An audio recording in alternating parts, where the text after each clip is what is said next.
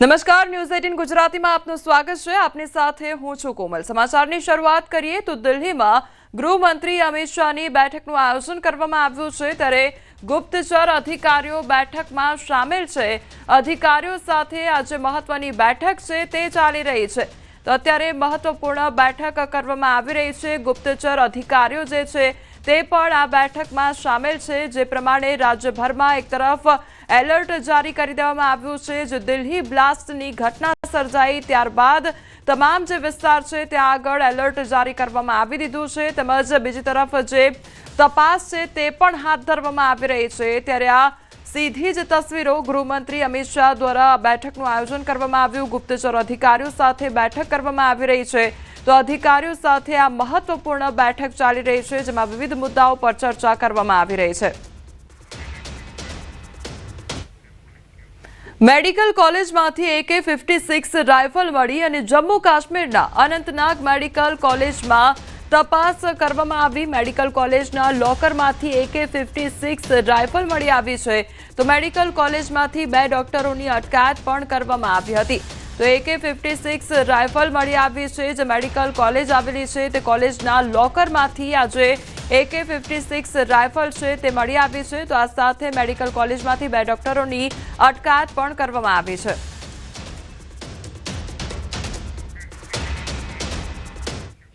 દિલ્હી વિસ્ફોટ કેસમાં તપાસ તેજ થઈ ગઈ છે। વિવિધ એજન્સીઓ દ્વારા સઘન તપાસ ચાલી રહી છે। યુપી STF અને દિલ્હી પોલીસ સ્પેશિયલ સેલે કાનપુરમાં ડોક્ટર આરિફ મોહમ્મદની પૂછપરછ હાથ ધરી, તો ત્યારબાદ તેઓ તેમને લઈ ગયા હતા। આરિફ કાનપુરના કાર્ડિયોલોજી ઇન્સ્ટિટ્યૂટમાં મેડિકલનો વિદ્યાર્થી હતો, તો ડોક્ટર આરિફ મોહમ્મદને કસ્ટડીમાં લેવામાં આવ્યા હતા।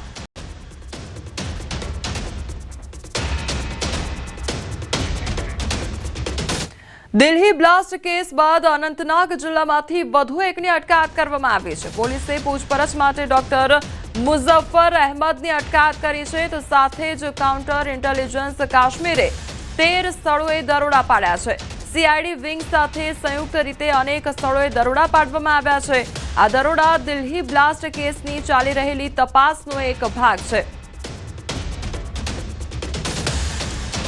તો સૂત્રોના જણાવ્યા અનુસાર સુરક્ષા એજન્સીઓએ ડોક્ટર ઉમર અને ડોક્ટર મુઝમ્મિલની ડાયરીઓ પણ જપ્ત કરી છે।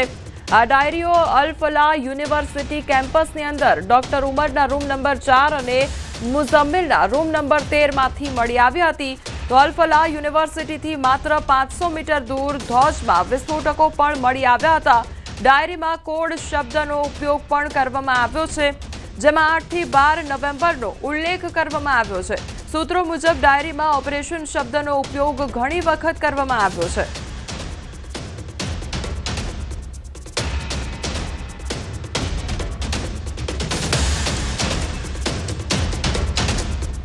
તો દિલ્હી બ્લાસ્ટને લઈને તપાસ હાથ ધરવામાં આવી છે, ત્યારે દિલ્હી બ્લાસ્ટ કેસ બાદ વધુ એક ડોક્ટરની અટકાયત કરવામાં આવી છે, તો બીજી તરફ જે ડાયરી છે તે પણ બરામદ કરવામાં આવી છે। તો ડાયરીમાં ઓપરેશન શબ્દનો ઉલ્લેખ સૌથી વધારે થયો છે, તે પ્રકારનું પણ જે અપડેટ છે તે સામે આવી રહ્યું છે। આ સાથે ડાયરીમાં 8 થી 12 નવેમ્બરનો ઉલ્લેખ પણ કરવામાં આવ્યો છે। દિલ્હી બ્લાસ્ટને લઈ સૌથી મોટા સમાચાર સામે આવી રહ્યા છે। આતંકી ઉમરને લઈ મોટા સમાચાર સામે આવી રહ્યા છે। આતંકી ઉમરના વધુ એક CCTV ફૂટેજ સામે આવ્યા છે। આસિફ અલી રોડ પર આ જે આતંકી ઉમર છે તે દેખાયો હતો। વધુ એક આ CCTV ફૂટેજ સામે આવ્યા છે, જે આતંકી ઉમર છે તેના આ CCTV ફૂટેજ સામે આવ્યા છે। તો આસિફ અલી રોડ પર આ જે આતંકી ઉમર છે તે દેખાયો હતો।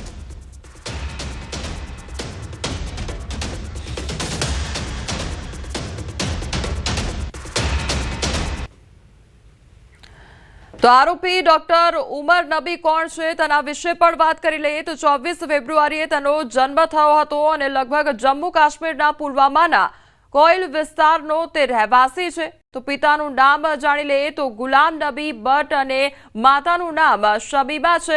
તો 24 ફેબ્રુઆરી 1989માં જે ડોક્ટર ઉમર છે તેનો જન્મ થયો હતો અને હવે તેનું મોત નીપજ્યું છે। આજે આખી બ્લાસ્ટની ઘટના સર્જાઈ હતી, ત્યારબાદ તેનું મોત નીપજ્યું છે અને તે અંગેના CCTV ફૂટેજ જે સામે આવ્યા છે કે જ્યાં આસિફ અલી રોડ પર પણ તે દેખાયો હતો।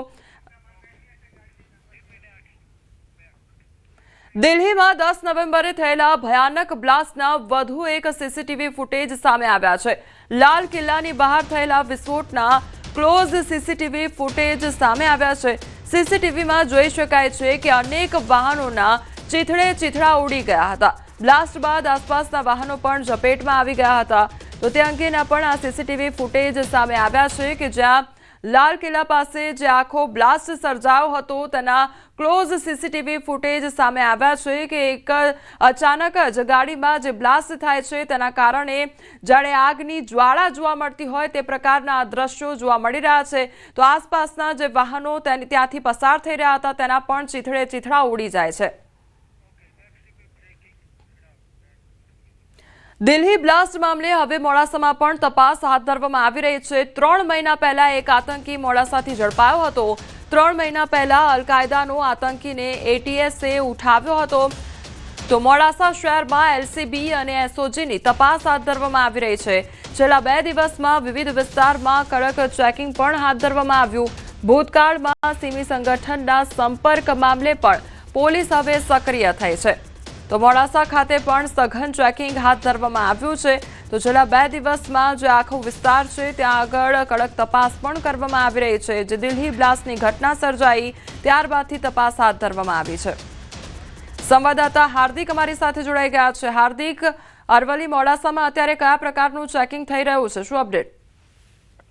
ચોક્કસથી જે પ્રકારે દિલ્હીમાં બ્લાસ્ટ થયો લાલ કિલ્લા પાસે, ત્યારબાદ જે તપાસ એજન્સીઓ છે ખૂબ સક્રિય જોવા મળી રહી છે. ખાસ કરીને જે આંતરરાજ્ય બોર્ડર પર આવેલો અરવલ્લી જિલ્લો છે અને અરવલ્લી જિલ્લાનું જે મોડાસા શહેર છે, જ્યાં 3 મહિના અગાઉ જ અલ-કાયદાનો એક આતંકી સૈફુલ્લા કુરેશી ઝડપાયો હતો. જે યુવક હતો તેની ધરપકડ ગુજરાત એટીએસે કરી હતી અને ત્યારબાદ પણ જે શંકાના દાયરા ઉપર પોલીસ દ્વારા આજે વિસ્તારમાં જે જિલ્લા એલસીબી પોલીસ છે, એસઓજી પોલીસ છે, તેમના દ્વારા છેલ્લા 2 દિવસમાં તમામ જે વિસ્તારો છે ત્યાં સર્ચ ઓપરેશન હાથ ધરી અને તપાસ કરવામાં આવી રહી છે. ભૂતકાળમાં રહેલા સિમી સંગઠનના કેટલાક કાર્યકર્તાઓ છે તેમના સંપર્કોને લઈને પણ પોલીસ દ્વારા પૂછપરછ કરવામાં આવી હતી કેટલાક લોકો સાથે. અને સાથે પોલીસ દ્વારા ખૂબ ગંભીરતાથી લઈ, કારણ કે આંતરરાજ્ય રાજસ્થાનને અડકીની અને 9 બોર્ડરો આવેલી છે તેવા સંજોગોમાં કોઈ પણ પ્રકારની શંકાસ્પદ હિલચાલ મામલે પોલીસ સક્રિયપણે કામગીરી કરી રહી છે. જી હાર્દિક, સમગ્ર માહિતી બદલ આપનો આભાર.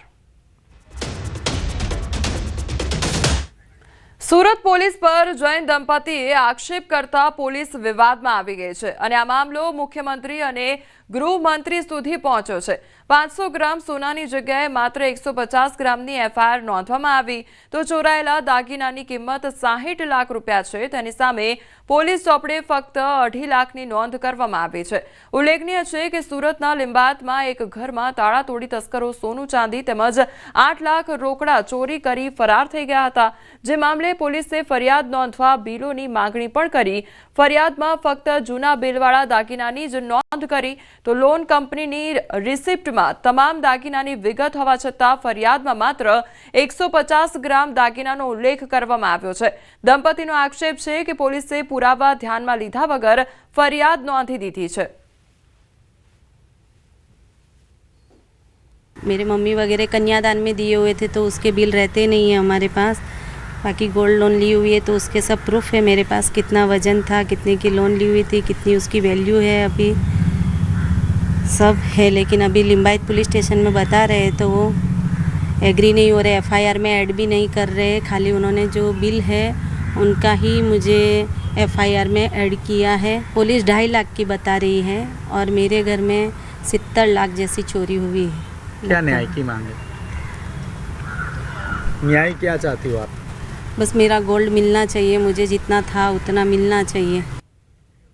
ભગવાન બિરસા મુંડાની 150મી જન્મ જયંતિની ઉજવણી કરવામાં આવી રહી છે. ત્યારે ખેતીવાડી ઉત્પન્ન બજાર સમિતિ બોડેલી ખાતે જાહેર સભા યોજાઈ. અંબાજીથી નીકળેલી જનજાતીય ગૌરવ રથયાત્રા બોડેલી ખાતે પહોંચી હતી, જેમાં 150મી જન્મજયંતિ વર્ષની ઉજવણી પ્રસંગે ગુજરાત સરકારના મંત્રીઓ ઉપસ્થિત રહ્યા. કાર્યક્રમમાં રાજ્ય સરકારના મંત્રી પીસી બરંડા તેમજ રમેશ કટારા ઉપસ્થિત રહ્યા હતા.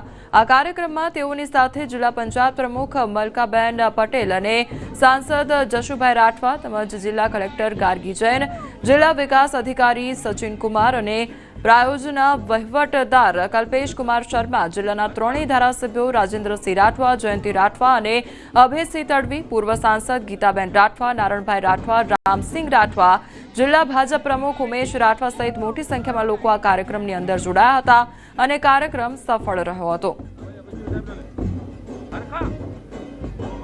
માં અંબાજીના ધામથી ભગવાન બિરસા મુંડાની યાત્રા માન્ય મુખ્યમંત્રીશ્રીએ પ્રસ્થાન કરાવ્યું અને આજે છઠ્ઠા દિવસે અહીંયા છોટાઉદેપુર ખાતે બોડેલી ખાતે અહીંયા અમે રથયાત્રા લઈને આવ્યા છે.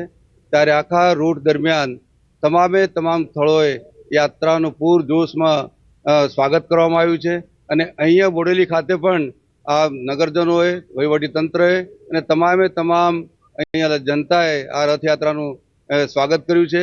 અને આ સાથે મારી પાર્ટીના સાંસદ સભ્યશ્રીઓ, ધારાસભ્યશ્રીઓ, વહીવટીતંત્ર, પંચાયત પ્રમુખશ્રીઓ, તમામ પદાધિકારીશ્રીઓ હાજર રહ્યા છે. ભારતીય કિસાન સંઘે રાજ્ય સરકારને અપીલ કરી તો મગફળીની ખરીદીમાં છૂટછાટ આપવાની માંગ કરવામાં આવી છે. કપાસના ઘટતા ભાવ વચ્ચે CCIના ખરીદી કેન્દ્રો તાત્કાલિક ખોલવાની પણ માંગણી કરવામાં આવી છે. સાથે કચ્છના વીજ પ્રોજેક્ટ મામલે ડિટેઇન કરાયેલા કાર્યકર્તાઓની મુક્તિ ન થાય તો રાજ્યવ્યાપી આંદોલનની ચેતવણી પણ આપવામાં આવી છે.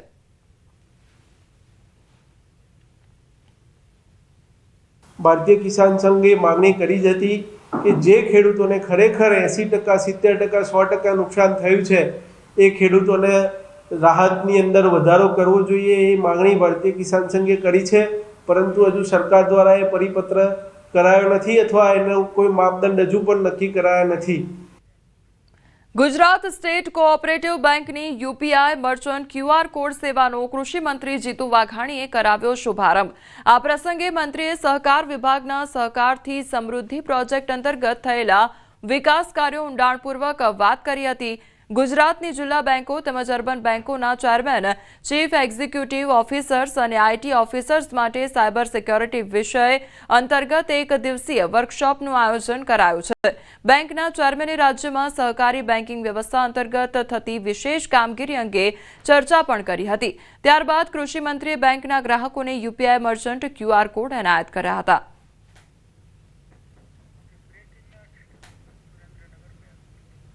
સુરેન્દ્રનગર લીંબડીમાં PGVCLની ટીમના દરોડા પાડવામાં આવ્યા. 3 તાલુકામાં રાજકોટની ટીમે સરપ્રાઇઝ ચેકિંગ કર્યું તો લીંબડી, ચૂડા અને સાયલામાં વીજ ચેકિંગ કરવામાં આવ્યું. તપાસ દરમિયાન 22 વીજ કનેક્શનોમાં ગેરરીતિ ઝડપાઈ તો 8 ટ્રાન્સફોર્મર મળી કુલ 5 લાખનો મુદ્દામાલ જપ્ત કરવામાં આવ્યો. વીજ ચોરી કરનારાઓમાં વ્યાપક ફફડાટ ફેલાઈ ગયો છે. તો PGVCL દ્વારા દરોડા પાડવામાં આવ્યા અને તપાસ હાથ ધરવામાં આવી છે. સંવાદદાતા અક્ષય અમારી સાથે જોડાઈ ગયા છે. અક્ષય, વીજ ચોરી કરવામાં આવી રહી છે અને તે મામલે PGVCL દ્વારા દરોડા પાડવામાં આવ્યા હતા, શું અપડેટ? જી, ચોક્કસથી વાત કરવામાં આવે તો PGVCLની લીંબડી ડિવિઝનની ટીમ દ્વારા લીંબડી, ચૂડા અને સાયલા તાલુકામાં 37 જેટલી જે ટીમો છે તેના દ્વારા એક સાથે જે છે એ દરોડા કરીને ચેકિંગની કાર્યવાહી હાથ ધરવામાં આવી હતી. જેમાં કુલ અંદાજે 22 જેટલા જે વીજ કનેક્શનો છે તેમાંથી ગેરરીતિ ઝડપાઈ છે અને કુલ જે અલગ અલગ જગ્યાએથી 8 જેટલા જે છે એ ગેરકાયદેસર આખા વીજ ટ્રાન્સફોર્મર મળી આવ્યા છે, જે હાલ PGVCLની ટીમ દ્વારા કબજે કરવામાં આવ્યા છે અને કાયદેસર કાર્યવાહી હાથ ધરવામાં આવી છે. પરંતુ કોમલ, જો ક્યાંક ને ક્યાંક વાત કરવામાં આવે તો જે આખા વીજ ટ્રાન્સફોર્મર છે એ ગેરકાયદેસર ઝડપાતા ક્યાંક ને ક્યાંક PGVCL તંત્રના અમુક અધિકારીઓની મીઠી નજર હેઠળ જ આ સમગ્ર જે વીજ ચોરીનું કૌભાંડ છે એ ચાલતું હોવાની આશંકા છે. આ મામલે જો તપાસ થાય તો PGVCLના અધિકારીઓ ઉપર પણ આકરા પગલાં લેવામાં આવે તેવી ક્યાંક ને ક્યાંક શક્યતાઓ સેવાઈ રહી છે. જી અક્ષય, સમગ્ર માહિતી બદલ આપનો આભાર.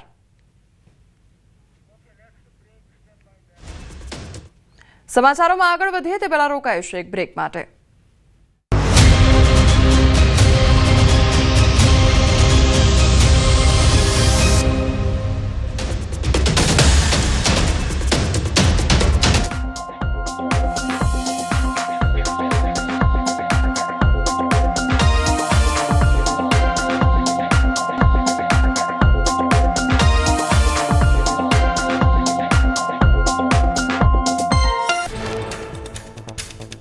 ગીર સોમનાથમાં એક સાથે 10 સિંહની લટાર. ધોળા દિવસે સાસણ જૂનાગઢ રોડ પર સિંહ પરિવારની લટારનો વિડીયો હોવાની ચર્ચા. રાહદારીઓએ સિંહ પરિવારની લટાર કેમેરામાં કરી કેદ. વિડીયો સોશિયલ મીડિયામાં વાયરલ. મોડાસાના શ્યામપુર ગામની સીમમાં દીપડો દેખાયો. શ્યામપુર વિસ્તારના ખેતરોમાં દેખાયો દીપડો. ખેતરમાં રહેલા ખેડૂતોએ લીધો વિડીયો. દીપડાના આટાફેરાથી લોકોમાં ભયનો માહોલ. બોડેલીમાં આખલાએ મચાવ્યો આતંક. બિરસા મુંડાની જન્મજયંતિની ઉજવણી દરમિયાન સભા સ્થળે મંડપ નજીક 2 આખલા બાખડ્યા. મંત્રીના સ્ટ્રીટ નજીક આખલા પહોંચી જતા તંત્રના શ્વાસ અદ્ધર થયા. 15 મિનિટ સુધી ચાલ્યું આખલા યુદ્ધ. રાજકોટના થોરાડામાં થયેલા જૂથ અથડામણના દ્રશ્યો આવ્યા સામે. આરોપીઓ સોડા બોટલ, ઈંટ, પથ્થરના ઘા મારતા નજરે પડ્યા. જૂથ અથડામણમાં 4 લોકો થયા હતા ઈજાગ્રસ્ત. પોલીસનો કોઈ ખૌફ ન હોય તેવા દ્રશ્યો આવ્યા સામે. રાજકોટના સરદાર ગામમાં યુવતી પર ચપ્પુ વડે કરાયો જીવલેણ હુમલો. યુવતીએ બૂમો પાડતા સ્થાનિકો મદદે પહોંચ્યા. સ્થાનિકોના ડરથી આરોપીએ પોતાના શરીરે માર્યા ઘા. ઈજાગ્રસ્ત યુવક અને યુવતીને સારવાર હેઠળ ખસેડાયા. કુરિયરના નામે આવ્યો હતો અજાણ્યો યુવક. યુવતીના ઘરે આવતો હોવાના દ્રશ્યો સીસીટીવીમાં કેદ. અમદાવાદના મેમનગરમાં વાડીનાથ ચોક પાસે ધક્કો મારતા આધેડનું મોત. 2 યુવકોએ ધક્કો મારતા નાથુસી રાઠોડનું ઘટના સ્થળે જ મોત નીપજ્યું. ઘટનાના સીસીટીવી આવ્યા સામે. પરિવાર મૃતદેહ સાથે પહોંચ્યો યુનિવર્સિટી પોલીસ સ્ટેશન. આધેડના મોતને લઈને પરિવારજનોએ કર્યો હત્યાનો આક્ષેપ. ઝઘડામાં ધક્કો મારતા પડી જવાથી મોત થયું હોવાનો આરોપ. ધક્કો મારનાર પ્રતાપસિંહ રાજેન્દ્રસિંહ નામના 2 ભાઈઓ ફરાર. ગુજરાત યુનિવર્સિટી પોલીસે ગુનો નોંધવા હાથ ધરી તજવીજ. સંસ્કારી નગરીમાં માનવતાને શર્મસાર કરતી ઘટના. માતાએ નવજાત શિશુને ગટરમાં ફેંકી દીધું. ગોત્રી જીમર્સ હોસ્પિટલમાં બની ઘટના. કઠોર હૃદયની માતાના કૃત્યએ તંત્રને હચમચાવ્યું. વડોદરામાં માનવતા વિહોણા કૃત્યની જાણ સૌપ્રથમ હોસ્પિટલના સિક્યોરિટી સ્ટાફને થઈ. સિક્યોરિટી તાત્કાલિક ગોરવા પોલીસ સ્ટેશનને આપી માહિતી. પોલીસે ઘટનાસ્થળે પહોંચીને હાથ ધરી કાયદેસરની કાર્યવાહી. વડોદરાના માંડવી રોડ પર જ્વેલર્સમાં વેપારીની નજર ચૂકવીને ગઠિયો દાગીના લઈને ફરાર. પ્રેમિકા માટે નવી પેટર્નનું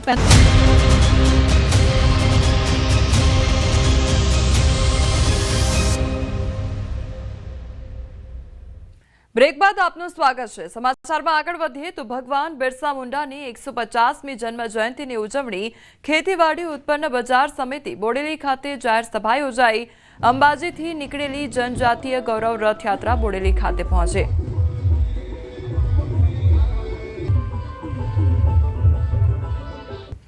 MS યુનિવર્સિટીની કોમર્સ ફેકલ્ટીમાં સપ્ટેમ્બર મહિનામાં લેવાયેલ એડિટોરિયલ પરીક્ષાનું પરિણામ હજી જાહેર થયું નથી. વિદ્યાર્થીઓના જણાવ્યા મુજબ ઉત્તરવહીની તપાસમાં વિલંબ પછી હવે ટેબ્યુલેશનની કામગીરી પણ અટવાઈ છે. તો ફેકલ્ટી અને પરીક્ષા વિભાગ વચ્ચે સંકલનના અભાવને કારણે આશરે 1000 જેટલા વિદ્યાર્થીઓ મુશ્કેલીમાં મુકાયા છે. વિદ્યાર્થીઓએ ચેતવણી આપી છે કે જો વહેલી તકે પરિણામ જાહેર નહીં થાય તો હેડ ઓફિસ ખાતે ઉગ્ર રજૂઆત કરવામાં આવશે. MS યુનિવર્સિટી એક વિશ્વવિખ્યાત યુનિવર્સિટી કહેવાતી હતી, પણ હવે જે પ્રકારે તંત્ર ચાલી રહ્યું છે તે પ્રકારે કહી શકતા નથી કે વિશ્વવિખ્યાત યુનિવર્સિટી છે. કારણ કે તેનો રિઝલ્ટ માત્ર વિદ્યાર્થીઓને એઝ અ યુનિવર્સિટીથી આશા એ હોય છે કે ટાઈમ ટુ ટાઈમ રિઝલ્ટ મળી જાય છે. 45 દિવસની સમય મર્યાદા હોય છે એના કરતાં ડબલ થઈ જાય છે. 90 દિવસ, 100 દિવસ, 150 દિવસ એવા દિવસોથી રિઝલ્ટ આવતું નથી. એટીકેટીની પરીક્ષા યુનિવર્સિટીના સત્તાધીશો દ્વારા સપ્ટેમ્બર મહિના 2025માં લેવામાં આવી હતી, પરંતુ હજુ સુધી તેનું પરિણામ જાહેર કરવામાં આવ્યું નથી. યુનિવર્સિટીના નિયમ મુજબ પ્રમાણે ફક્ત 45 દિવસની અંદર એક્સટર્નલ પરીક્ષા હોય કે એટીકેટીની પરીક્ષા હોય, કોઈ પણ પરીક્ષા હોય તેનું પરિણામ જાહેર કરી દેવામાં આવતું હોય છે. પરંતુ ફેકલ્ટી તથા યુનિવર્સિટીના સત્તાધીશોની વચ્ચે જે ખેંચતાણ ચાલી રહી છે તે ખેંચતાણના લીધે અહીં ભોગ વિદ્યાર્થીઓ બની રહ્યા છે. ફેકલ્ટી અને એક્ઝામ સેક્શન વચ્ચે કોઈ સંકલનનો અભાવ નથી. બધું વ્યવસ્થિત પ્રમાણે જે સ્ટેપ પ્રમાણે થવું જોઈએ એ થાય છે અને વિદ્યાર્થીઓને જે રિઝલ્ટ મળવા જોઈએ એ યોગ્ય ટાઈમે મળે એવા પ્રયત્નો અમે બધા જ યુનિવર્સિટી પણ કરે છે અને ફેકલ્ટી પણ કરે છે. ભાવનગર જિલ્લાના તળાજા નજીક ડુંગળી ભરેલો ટ્રક પલટી ખાઈ ગયો. ત્યારે તળાજાથી મહુવા તરફ હાજીપરના પાટિયા નજીક એક ડુંગળી ભરેલો જે ટ્રક છે તે પલટી ખાઈ ગયો હતો. ટ્રક તળાજા તરફથી મહુવા જઈ રહ્યો હતો ત્યારે કોઈ કારણસર ડ્રાઈવરનું સ્ટીયરિંગ પરથી કાબુ ગુમાવતા ટ્રક રોડ પર પલટી ખાઈ ગયો હતો. તો ટ્રક પલટી જતા અકસ્માત બાદ રસ્તા પર ટ્રાફિક જામની સ્થિતિ પણ સર્જાઈ ગઈ હતી. ટ્રક પલટી જતા અકસ્માતમાં કોઈ જાનહાનિ સર્જાઈ નથી. તો ઘટનાને પગલે પોલીસ ઘટનાસ્થળે પહોંચી ટ્રાફિક ક્લિયર કરાવ્યો હતો. તો તળાજાથી મહુવા જઈ રહી હતી ટ્રક અને તે દરમિયાન આ અકસ્માત સર્જાયો હતો। સંવાદદાતા નીતિન અમારી સાથે જોડાઈ ગયા છે। નીતિન, જે ડુંગળી ભરેલ ટ્રક હતો તેનો અકસ્માત સર્જાયો છે, કયા પ્રકારની પરિસ્થિતિ હાલ? જી, વાત કરીએ તો આ જે ઘટના બની છે તે ભાવનગર જિલ્લાના તળાજા તાલુકાથી એક ટ્રક છે તે મહુવા તરફ જઈ રહ્યો હતો અને મહુવા તરફના જે હાજીપરના જે પાટિયા નજીક છે આ ટ્રક પલટી ખાઈ ગયો હતો। સ્થાનિકોનું અને ત્યાંના જે લોકો મદદે પહોંચ્યા હતા તેમનું કહેવું છે કે જે ટ્રક ડ્રાઈવર છે તે ટ્રકના સ્ટેરિંગ પરથી જે કાબુ ગુમાવ્યો હતો તેને લઈને આ ટ્રક છે તે પલટી ખાઈ ગયો છે અને હાલ ટ્રક પલટી ખાઈ જવાને કારણે ત્યાં ટ્રાફિક જામના દ્રશ્યો તે પણ સર્જાયા હતા। ત્યારે સ્થાનિક પોલીસે પહોંચીને ટ્રાફિક જે જામ થયેલા દ્રશ્યો હતા તેને ક્લિયર કરવા માટેના પ્રયાસો હાથ ધર્યા હતા। જોકે આ સમગ્ર ઘટનામાં કોઈ જાનહાની થવા પામી નથી। જી નીતિન, સમગ્ર માહિતી બદલ આપનો આભાર।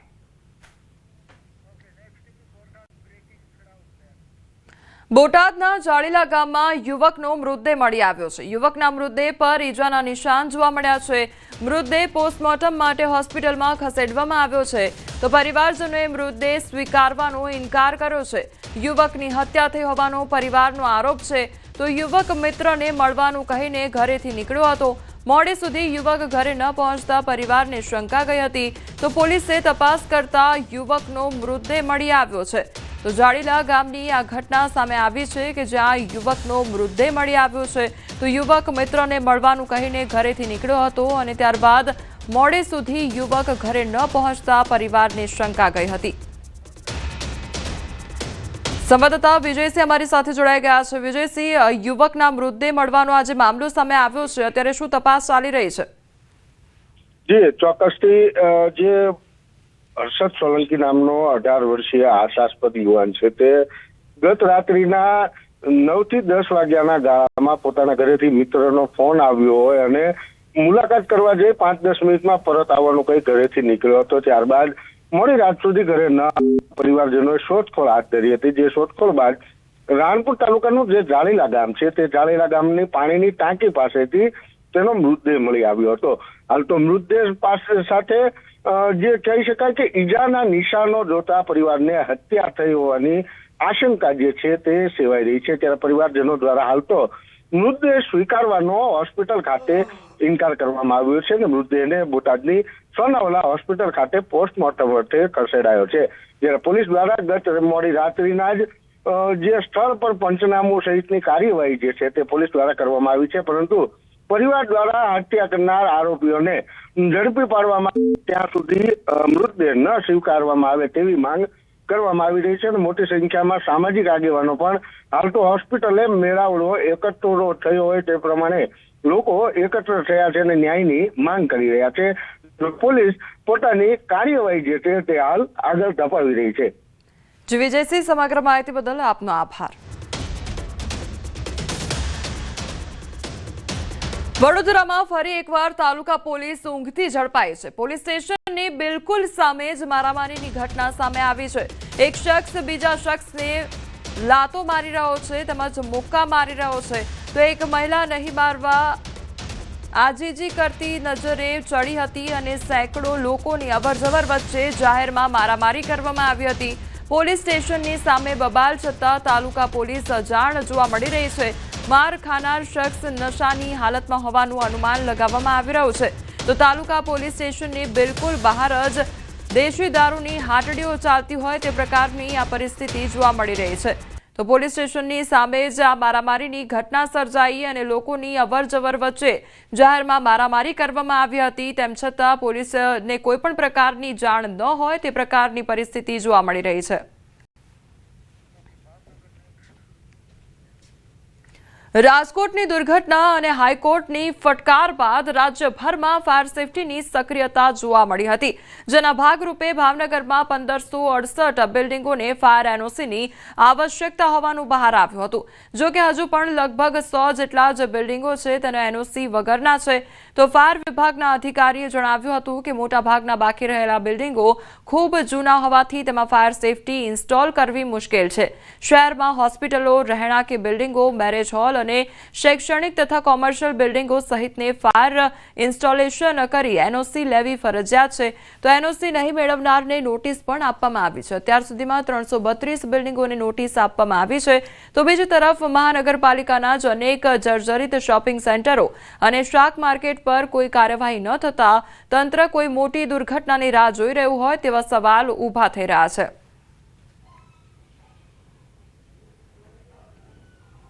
ફાયર ટીમ દ્વારા વિંગ દ્વારા અત્યારે ઇન્સ્પેક્શન ચાલુ છે. દરેક વોર્ડમાં ઇન્સ્પેક્શન ચાલુ છે. એમાં 1568 બિલ્ડિંગોને ઇન્સ્પેક્શન થઈ ગયું છે જે લેવાપાત્ર એનઓસી છે, બરોબર. એમાંથી 332 બિલ્ડિંગોને અમે નોટિસ આપેલી છે અને કાર્યવાહી ચાલુ છે. અત્યારે ઇન્સ્પેક્શન ચાલુ છે. ઇન્સ્પેક્શન પતી જાય પછી તમામને નોટિસ આપશે અને લાસ્ટ નોટિસ દઈને પછી એની ઉપર કાર્યવાહી કરવામાં આવશે. રાજકોટ જેવા મોટો હોનારત અકસ્માત થાય એવો અકસ્માત કદાચ ભાવનગરમાં થઈ શકે. અનેક બિલ્ડિંગ એવા છે જેની ફાયરની એનઓસી એની આગળ છે નહીં, છતાં હું એવું માનું, મને એવું લાગે છે કંઈક ને કંઈક આના ભાવ નક્કી થયેલા છે. નોટિસ આપો એટલે એનું જાય કંઈક ખીચું ભરવાનું હોય, ખીચું ભરાઈ જાય એટલે આગળની કાર્યવાહી અટકી જાય. મને એવું સ્પષ્ટપણે સુરેન્દ્રનગર વઢવાણના નાના કેરાળા પાસે 2 ભૂમાફિયાઓને પોલીસે ઝડપી પાડ્યા છે. તો આ બંને ભૂમાફિયાઓએ ગેરકાયદેસર રેતીના ખનન અંગે રેડ બાદ ડમ્પર અને લોડર છોડાવવા મામલે ખનીજ વિભાગના અધિકારીઓ સાથે બબાલ કરી હતી અને મામલો પોલીસ મથક સુધી પહોંચ્યો હતો. ખનીજ વિભાગના અધિકારીઓ પર ડમ્પર ચડાવી જાનથી મારી નાખવાની ધમકી અંગે 2 ભૂમાફિયાઓ સામે ફરિયાદ નોંધાઈ હતી. તો ધમકી આપનાર બંને ભૂમાફિયાઓને પોલીસે ઝડપી પાડ્યા છે. જો કે ખાણ ખનીજ વિભાગના અમુક અધિકારીઓની મીઠી નજર હેઠળ જ ભૂમાફિયાઓ બેફામ બન્યા હોવાની ચર્ચાએ જોર પકડ્યું છે. લોડર મશીન અને ડમ્પર જે માલિક જે હતા તે ત્યાં ઘટના સ્થળે પહોંચેલા હતા અને આ જે માલિક છે તેમણે ચાવી ઝૂંટવી લેવાનો પ્રયત્ન કરેલો હતો અને ત્યાંથી ડમ્પર તેમના ઉપર ચડાવીને મારી નાખવાની ધમકી આપેલી હતી. આ સમગ્ર ઘટનાને ધ્યાનમાં લઈને વઢવાણ પોલીસ સ્ટેશન વિસ્તારની અંદર ભારતીય ન્યાય સંહિતાની કલમ નંબર 221, 352, 351(3) અને 54 એમ સરકારી ફરજમાં રૂકાવટ, મદદગારી અને જાનથી મારી નાખવાની ધમકી બાબતનો ગુનો દાખલ કરવામાં આવેલો છે. હાલ સમાચારોમાં બસ આટલું જ. વધુ સમાચાર માટે આપ જોતા રહો ન્યૂઝ 18 ગુજરાતી. નમસ્કાર.